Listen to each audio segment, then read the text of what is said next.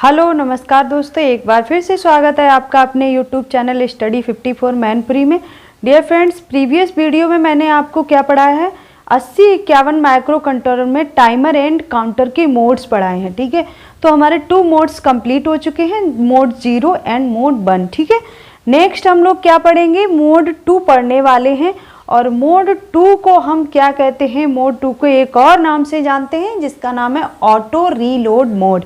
तो मोड 2 को auto reload mode क्यों कहते हैं, क्योंकि इसमें हमें प्रोग्राम को अगेन टू अगेन नहीं करना पड़ता है, यानी कि बार बार प्रोग्राम रीलोड नहीं करना पड़ता है। ठीक है, इसीलिए हम मोड 2 को क्या कहते हैं, ऑटो रीलोड मोड कहते हैं। ये भी क्वेश्चन आ सकता है एग्जाम में कि मोड 2 को अन्य किस नाम से जानते हैं, तो मोड 2 को ऑटो रीलोड नाम से जानते हैं। ठीक है, ये नाम आप याद रखेंगे। ये तो हमारी हेडिंग है, क्या है, ऑटो रीलोड मोड या फिर मोड 2 ऑफ टाइमर या काउंटर इन माइक्रो कंट्रोलर 8051। ठीक है, ये हमारी मेन हेडिंग है। अब इस हेडिंग में हम लोग मोड 2 को पढ़ेंगे। देखिए मोड 2 होता क्या है, आखिर मोड 2 में किस टाइप का ऑपरेशन होता है। मोड 2 में हमारा ऑपरेशन होता है पॉइंट वाइज पॉइंट हम लोग लिखेंगे। ठीक है, तो पॉइंट वाइज पहला पॉइंट हमारा क्या है, पहला पॉइंट है हमारा इट इज ए 8-बिट टाइमर या काउंटर। ठीक है, ये क्या है, ये एक 8-बिट टाइमर या काउंटर है। ठीक है, ये हमारा क्या है, इट इज ए 8-बिट टाइमर या काउंटर। ठीक, इट सेकेंड पॉइंट है, it counts initial value 00H to FFH। Okay, initial value 00 से ये कहाँ तक काउंट करता है, FFH तक काउंट करता है। ठीक है, थर्ड पॉइंट हमारा क्या है, थर्ड पॉइंट है हमारा जो हमारी वैल्यूज हैं, ये these value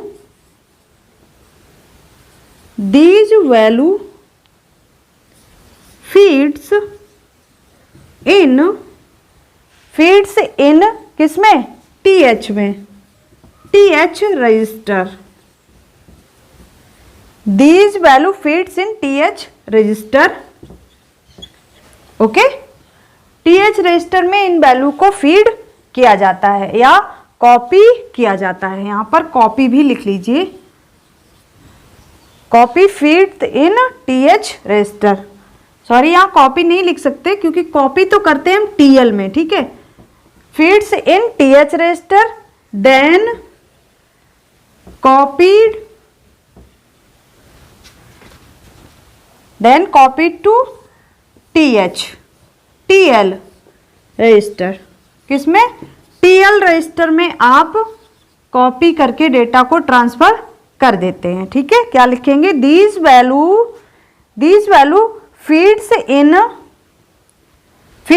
TH register then copied to TL register. ठीक है, इसको शॉर्ट में ऐसे भी लिख सकते हैं, TH copied TL। Okay, data को TH से TL में कॉपी किया जाता है। ठीक है, इनिशियल वैल्यू 00 से FFH तक ये हमारा क्या करता है, वैल्यू को काउंट करता है या वैल्यू को फीड करता है। ठीक है, नेक्स्ट पॉइंट है हमारा, देखिए 4 पॉइंट है हमारा, 00H से इंक्रीजमेंट होता है, 01 02 इस तरह से इंक्रीजमेंट होता चला जाता है FFH तक। ठीक है, FFH तक हमारा इंक्रीजमेंट हुआ, फिर उसके बाद क्या होता है, जैसे ही FF से 1 डिजिट भी हमें ज़्यादा फाइंड होती है तो क्या कंडीशन आ जाती है, कल मैंने आपको बताया था, ओवरफ्लो कंडीशन आ जाती है। ठीक है, यहाँ पर क्या बनेगी, ओवरफ्लो हो जाता है। ओवरफ्लो होने के बाद हमें इनिशियल कंडीशन क्या मिल जाती है, 00 वैल्यू हमें फाइंड हो जाती है। और 00 वैल्यू फाइंड होने के जैसे ही ओवरफ्लो होती है वैसे ही क्या होता है, हमारी ओवरफ्लो फ्लैग बिट जो हमारी टीकॉन रजिस्टर में होती है, मैंने आपको कल बताया था, ओवरफ्लो फ्लैग बिट हमारी ओवरफ्लो जैसे ही होता है वैसे ही हमारी टीकॉन रजिस्टर में क्या होती है, ओवरफ्लो फ्लैग बिट सेट हो जाती हैं। इस चीज को हम पॉइंट में लिखेंगे, ठीक है। जैसे ही ओवरफ्लो हुआ, when overflow achieved, then overflow flag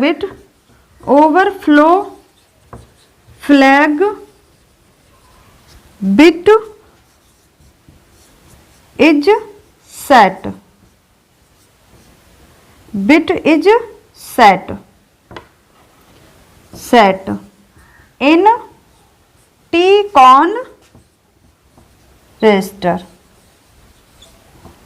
जैसे हमारी मोड 1 में सेट हो जाती थी, सेम वही प्रोसेस है इन TCON रजिस्टर, ठीक है।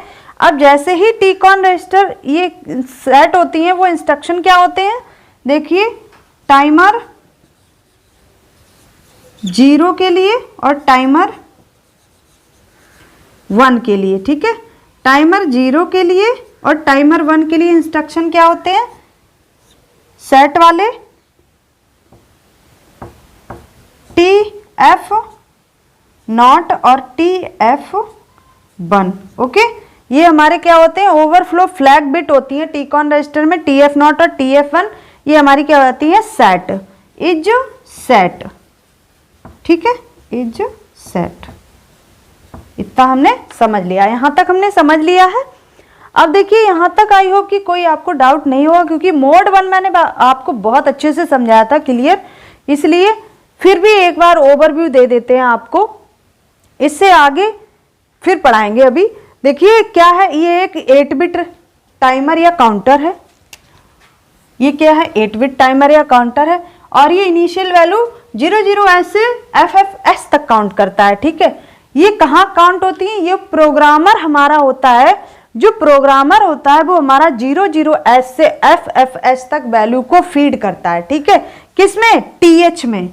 TH में एक प्रोग्रामर हमारी वैल्यू को फीड करता है, और TH से डाटा को कॉपी करके किसे दिया जाता है, TL को दे दिया जाता है, यानी कि टाइमर लो को दे दिया जाता है। टाइमर हाई से डाटा टाइमर लो में पहुंच जाता है। लेकिन ये कॉपी तो कर देता है, बट फिर भी इसके पास एक ओरिजिनल कॉपी बनी रहती है, किसके पास, TH के पास, यानी कि इसके पास डाटा सेव रहता है। ये इसे देने के बावजूद भी डाटा अपने पास रखता है, ठीक है। इसके बाद क्या होता है, देखिए, जो 00H से लेकर FFH तक हमारा इंक्रीजमेंट होता है, और जैसे ही FFH से 1 डिजिट भी ज़्यादा होती है, वैसे ही क्या हो जाता है, ओवरफ्लो कंडीशन आ जाती है। और ओवरफ्लो कंडीशन जैसे ही आती है, वैसे ही हमारी क्या होती है, ओवरफ्लो फ्लैग बिट जो हमारी TCON रजिस्टर में होती हैं, वो हमारी सेट हो जाती हैं। टाइमर 0 के लिए TF0 सेट होती है, और टाइमर 1 के लिए TF1 सेट होती है, ठीक है। यहां तक हमारा कंप्लीट हुआ। नेक्स्ट हम लोग चलते हैं, नेक्स्ट देख लेते हैं। देखिए, नेक्स्ट पॉइंट हम लिखते हैं। नेक्स्ट पॉइंट हमारा क्या है, नेक्स्ट पॉइंट है हमारा कि जैसे ही प्रोग्रामर क्या करता है, देखता है कि हमारी जो TCON रजिस्टर में हमारी जो ओवरफ्लो फ्लैग बिट थी वो सेट हो चुकी हैं, तो क्या लिखेंगे पॉइंट में हम, when overflow flag bit is set, flag bit TF0 and TF1 is set, then क्या करते हैं, then stop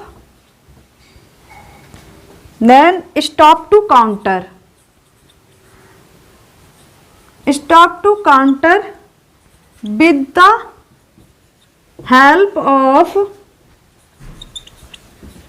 of these instruction। क्या करते हैं हम, इन इंस्ट्रक्शन की हेल्प से जैसे ही हमारा ओवरफ्लो फ्लैग बिट सेट होती हैं, overflow flag bit TF0 and TF1 is set, then क्या करते हैं, स्टॉप टू काउंटर, काउंटर को स्टॉप कर देते हैं विद द हेल्प ऑफ, किसकी सहायता से, with the help of these instruction. These instruction कौन से हैं, देखिए, दीज इंस्ट्रक्शन कौन से बताए थे मैंने आपको? CL R TF TR not and CL R TR 1।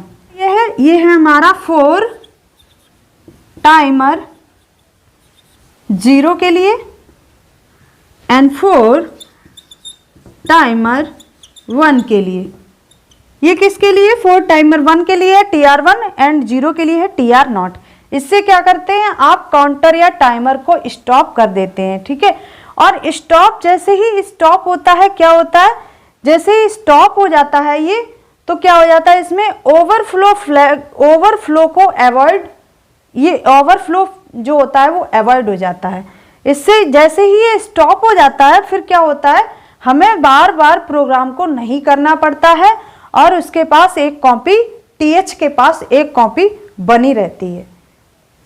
यहां पर इस चीज को आप चाहें तो पॉइंट वाइज भी लिख लीजिए। क्या हुआ? हमारा काउंटर जो है वो स्टॉप हो गया, then not necessary to programmed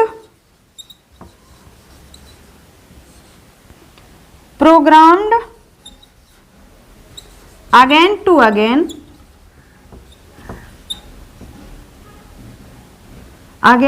again because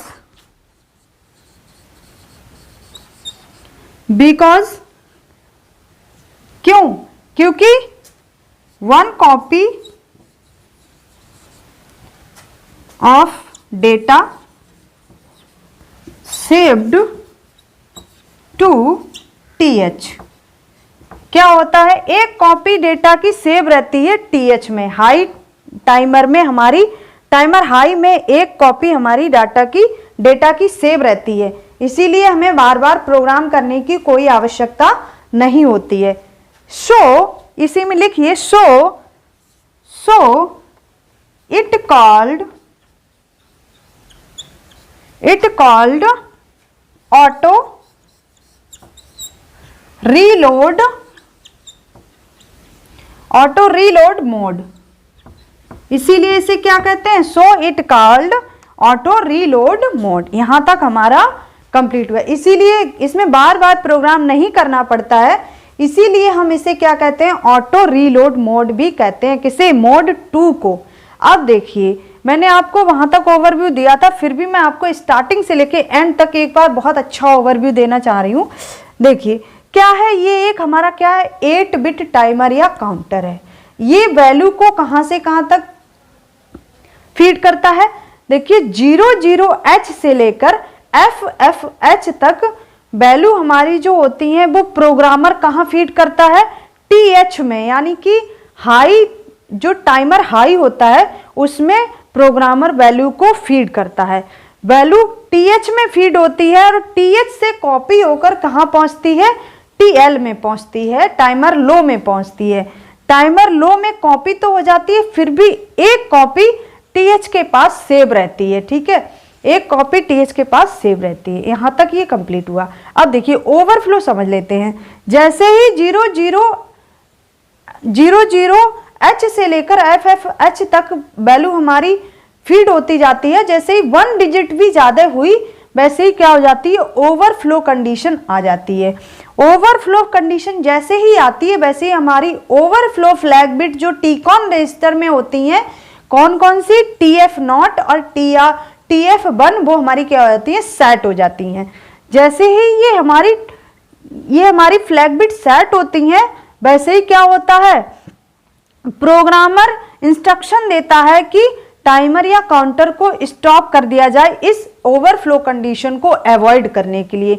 इस ओवरफ्लो कंडीशन को अवॉइड करने के लिए हम क्या करते हैं? टाइमर या काउंटर को स्टॉप कर देते हैं। स्टॉप करने के लिए कौन से इंस्ट्रक्शन यूज होते हैं?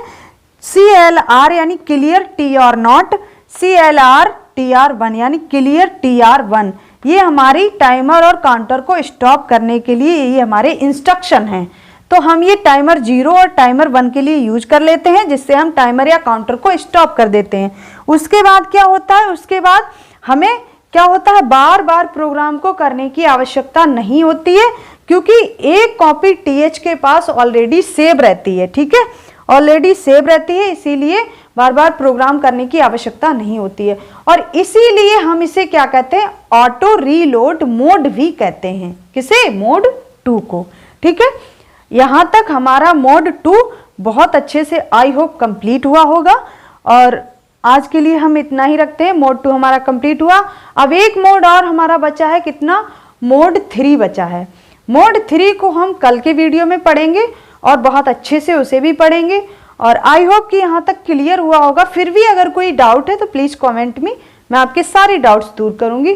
और डियर फ्रेंड्स, अगर आप मेरे चैनल पर नए हैं तो प्लीज़ मेरे चैनल को सब्सक्राइब जरूर कर लीजिए, क्योंकि आपको मेरे चैनल पर जितना भी मटेरियल मिलने वाला है वो बहुत अच्छे से मैं कंटेंट को तैयार करती हूँ और बहुत जगह से उसे इकट्ठा करती हूँ, तब आपके लिए पढ़ाती हूँ, ताकि कोई भी कमी या कोई भी टॉपिक आपका उसमें छूट ना जाए, जो एग्जाम के पॉइंट ऑफ व्यू से इम्पॉर्टेंट हो जाता है।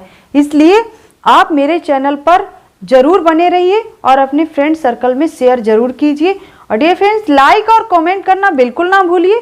आज के लिए यहीं तक रखते हैं और डियर फ्रेंड्स, मिलते हैं नेक्स्ट सेशन में। तब तक के लिए नमस्कार, हैव ए नाइस डे।